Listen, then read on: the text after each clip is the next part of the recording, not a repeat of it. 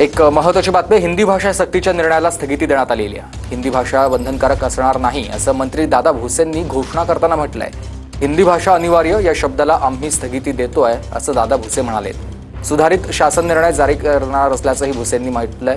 तर मराठी इंग्रजीसह ज्यांना हिंदी शिकायची असेल त्यांनी हिंदी शिकवली जाईल आणि पण हिंदी शिकवण्यावर कोणतंही बंधन नसेल असंही भुसेंनी स्पष्ट केलेलं आहे। आताच्या घडीला आम्ही हा हिंदी जे ऐच्छिक असतील त्यांच्यासाठी हा ऐच्छिक ठेवू।